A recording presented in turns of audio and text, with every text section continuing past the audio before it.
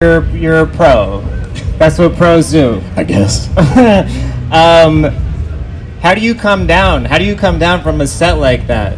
Is that an adjustment or? From a set, Yeah. I usually just smoke a lot, drink a lot, and hang out a lot right afterwards. I Okay. usually want to do anything but think about performing because I'm like, it might have been bad, you know. But yeah, I just try to get away from the energy and not think about it later.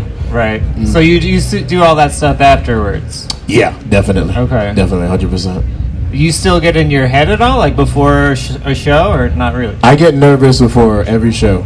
Really? I don't think there's any show I ever played I never got nervous before. Huh. Even if it's, never. Yeah, so I was very nervous beforehand. But yeah, that's every show. But you played the festival. You played this festival before. It can still fuck up. Can I curse? Yeah. Okay. Yeah, it can still mess up. So I'm just like, you never know. That's why I'm nervous all the time. Yeah. So we can talk about scaring the hose a little bit. Let's see. Well, you're about to tour that record. You're about to go on tour with Danny, right? Yeah, Tuesday we're going on tour. Yep. How are you envisioning this, like that, like a joint tour like that? I've never been on a joint tour before, so I'm not really sure. I think it'll be really good, and I think it'll be like some good cop, bad cop energy. Okay. With me being bad cop and him being good cop. You know what I mean? I just think we do the same kind of things, you know, but in completely different ways. Right. So like, I think it'll be interesting to see both of us on stage. You know. How are you bad cop and he good cop? I'm completely unlikable as a person. And Danny Brown is very likable, so he's good cop naturally. People just like him. People naturally don't like me. It's fine. Is that your master plan for the album in general? It would balance out the likability. Somehow? That's my master plan for life, pretty much. Is to be bad cop. But you enjoy that. You thrive on that. I love it. I love it. I love it more than anything, probably. So, yeah, I like. I think this tour will be really good. It'll be like Rough Riders back in the day. Y'all probably too young for that, but like, it'll be kind of like that back in the day. So it should be a good like tag team kind of energy. Yeah. Did you ever see like Rough Riders on tour yourself? No, I was like 7 when that shit happened. But well, I don't know. We were just talking to Jockstrap, and they were talking about seeing Skrillex when he was 10. You know. Oh yeah. Skrillex. That guy's a freak of nature, honestly. No, for real. He's really crazy. He's really good at what he does. When's that collaborative album coming? I wish. What is this going to be the start of kind of a string of collaborative works or kind of? Hell no. Okay. No. I want to not collaborative albums, but like I want to collab with other people musically. But as far as a collaborative album, I was able to do a collaborative album with Danny Brown. Yeah. Because me and Danny Brown are kind of both degenerates in some kind of way, you know. He's not anymore because he went, you know, he's like clean and everything. But like I'm very much like a natural degenerate, so I think it kind of works like that. I don't know if I could work with anyone else who doesn't have like some kind of degeneracy in them, you know. Okay. Like if someone's very pure, they're too serious, it could never work. Right. So I don't know about a collab with anybody else, but I definitely want to make like music for other people, make beats for other people, stuff like that. Yeah, like who would you want to produce for? Anybody. My point is to be versatile and be good. Okay. Because a lot of people, they're versatile and they just do shit just to do it. And I just want to be like proficient at everything I do. Right. So like that's my main point. You're talking about being a degenerate, and I was wondering, like, did you kind of egg each other on, like, for this album? Like, would you hear something that he did and be like, oh shit, I need to redo my verse, or vice versa? I would say yes and no. The way we worked on the album is like I would just bring him beats, and I'd just be like, here's a beat. and I'd let him write to it, and whatever he wrote to it or wherever he stopped, I would just fill in the rest of it. Okay. So it was basically like that. So it wasn't like I was bringing him ideas. I just brought him beats, and I was just like, do whatever you want, and then I'll follow through, basically. Because I took his lead, because I feel like he's a marginally better rapper than me. So I was like, I'll bring you the beats, go where you want, and I'll figure it out after that. So it was kind of like that energy. Right. I saw that you just put out kind of a bonus pack. Yeah. It was just leftover songs. I had like 12 of them, but I just picked the best of them. And there's one where, noticeably there's like a Danny acapella. Oh yeah. The no. What is the story behind that? He just did that. Okay. Yeah, I gave him that beat. We made that song like a year ago, and when I gave him the beat, I didn't write anything to it. I let him write to the whole back half, and he just kept rapping. He just wouldn't stop rapping, and it went on for like 3 minutes, so I just left it. Yeah. And then I went home and put my verse on it, and then it never made the album, but I wanted people to hear it. So yeah, it was just, that 3-minute shit was just him being him. Like, I literally brought the man beats, and he just did whatever, and then I followed right behind him. That's literally how we made it. Is it the sort of thing where you walked away even being more of a fan of his and, like, I don't know, appreciating like his talent even more? I saw Danny Brown when I was like 19 or something. Oh wow. And I was in the military. So to see him perform live, like when I was nobody or whatever, and just like going with my friend, it was nice to see him perform years ago and then make a whole album with him like years later, And I told him that, I don't know if it registered, but like, wait, what was the question? You said, did I take anything from it? Yeah, or, like just walking away. Yeah. It's like, don't meet your hero sort of thing, No, I walked away from it just being like, even more of a fan, just because like I saw the man perform. He brought me to his house. He was just very hospitable. He's the most hospitable person I've ever met in the music industry. Yeah. So like, it's just a full circle thing, man. I saw the man when I was a teenager, and now I'm like, old as fuck, and we're making albums together. It feels really good. It's really good. Yeah. No, that's incredible. So there's a couple. Well, there's as on any JPEG project, there's some bold lines on there, some bold lyrics. Elon Musk takes a hit on the record. Curious if you heard back from the man. Like, has he responded on? No. He's way too rich and important to probably respond to me, but he's definitely enough of a dork to have heard it. So. You know what I'm saying? Like, that's really where I left it. I wasn't really trying to call out to him. I don't want to meet him. He's not worth a piece of garbage to me. I just like, he just owns Twitter and he's in the news. So. Yeah.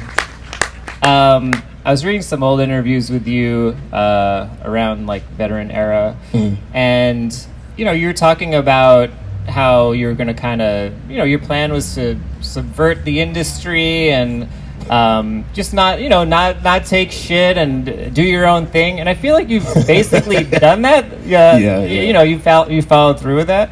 But I'm curious, when you said that 5 or 6 years ago, and looking back on it now, or just what you've been through, was it harder to kind of pave that way? Was it more of a pain in the ass than you thought it would be? No.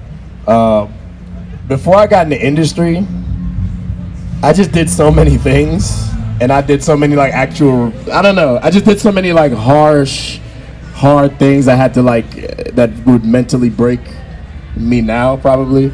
So when I got in the industry, it was just like a joke, like people being shady, people trying to do shady shit. I'm like, I saw worse than this in the military and in the projects. This is nothing. Yeah. So like when I said that, I meant it, but I don't feel like I've done it. I feel like I've done it on a small level for myself, but I want to do it on a wide scale. Okay. So that like people can see they actually don't need. Well, some people might need labels, but my black ass don't. So like, so people can see that they don't need certain things that they've been told they need. They don't need like a label to do this or this to do this. You can just do this shit yourself, and when you do it yourself and it works, just watch them get mad, basically. Because like, that's what I did. Like everything I'm doing right now is some shit people told me not to do. Don't mix, don't master, don't produce for yourself. Don't have a DJ, don't do this. Every single thing that I do is some shit someone told me not to do. So I don't know. That's just how I always was gonna be. I think I was just saying it out loud because I was younger and just like, fuck it, I want to whatever. Right. But I feel like I haven't actually done that yet. I've done it for myself, but I want to do it on a wide scale so the world knows like this motherfucker really did that shit. Mm-hmm. Yeah. All right. So there's hills left to climb in that. Yeah, definitely. Yeah. I wanted to ask you a few. Since we're at Pitchfork Festival, I wanted to see if there was like a JPEGMAFIA, if there's like a Peggy Fest, right? If you had control over a festival, some of the decisions that you'd make, is that okay? Some of the decisions I would make? Well, specifically, what would you want it to be called? I don't actually know. If I booked a festival, that shit would be horrible. It would be like all kind of weird stuff happening. It would be more than just music. Yeah, I don't actually know. I'd have to sit and think about it. I don't have an answer for you right now, but I know I would do something. It would be entertaining. Put it that way. Well, let's drill down a little bit, if that's okay. I would book. Do y'all know Oasis? Those two brothers that hate each other. I would book them for a cage match. I would book 50 Cent and Ja Rule just on the same bill and just like see what happens. Okay. Like I would just do shit like that. Right. So like it would just be trolling, honestly. So I don't know if you really want to. That'd be incredible. I feel like everyone here would pay to see. People would definitely watch that shit, right? Exactly. You mean like would wrestle or fight to the death? Like they've been talking shit for 30 years or whatever. Fight, kill each other. Okay. Fuck it.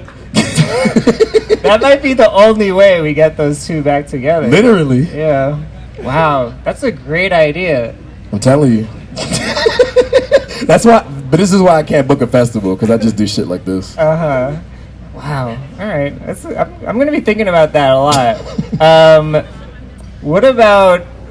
What kind of sponsors would you get for a festival like that? Anybody who would do it, Viagra, whoever. I don't know. I don't know who would sponsor a cage match and like shit like that. So it would be someone bad. It'd be like sponsored by Heineken or something. Yeah. I don't know. Right. Viagra could be good. Viagra, Heineken, fuck it. What about the VIP? What would that look like? You know, each one is a little bit different. VIP section? Yeah. Shit, I don't know.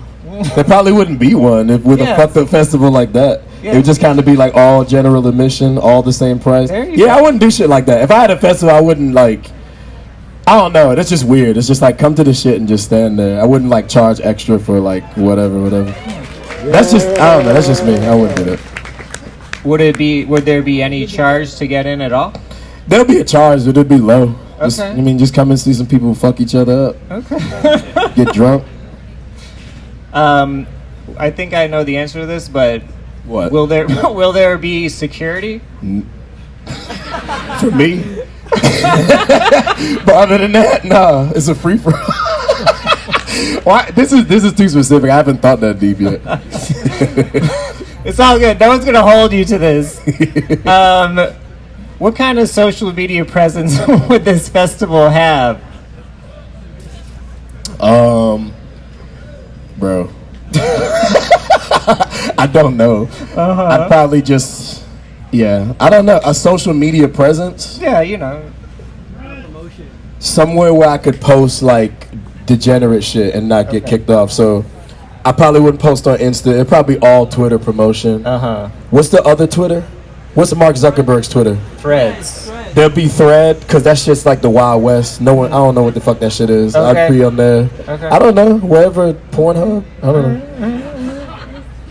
don't know. Who would you want on the guest list? Bro, I don't know. I really don't know. Who would you want to see that, want to be there? I just want to watch. So they saw that someone being killed.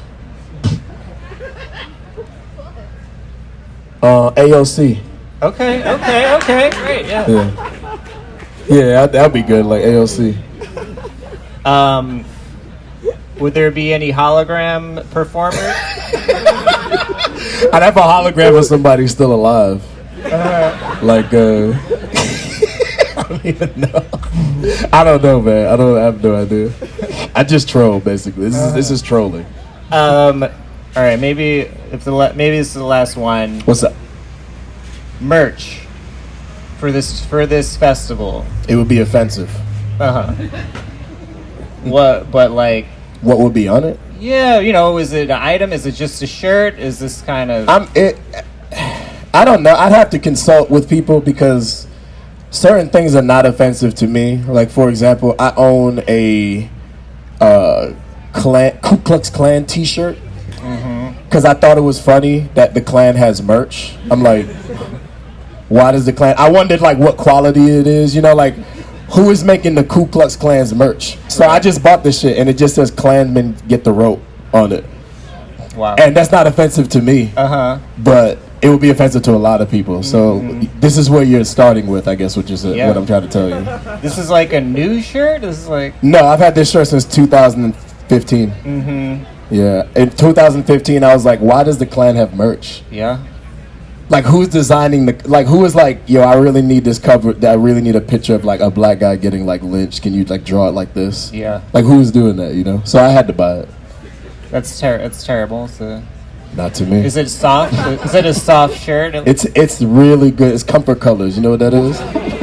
No. Comfort Colors. What is Comfort? It might be LA Apparel, low key. It's really good. I've been trying to figure out a place to wear it, but I can't really find one. When I perform like in like some really Bible Belt racist state, maybe if I perform in Mississippi or some shit, I'll just throw the Klansman shirt on. All right. No offense to anybody, no one here's from Mississippi, but yeah. I think we'll look forward to that. And thank you for doing this. Of course, appreciate it. Thank you guys. And yo, that's it for the interview stage. Shouts DoorDash, shouts Peggy, shouts Peggy Fest, and the Gallagher brothers are about to rip each other's throats out. Pitchfork 2024 curated Peggy Fest. I'm Elia Einhorn. Peace. Stick around. There's food in the back. Bro, that shit's fucking crazy.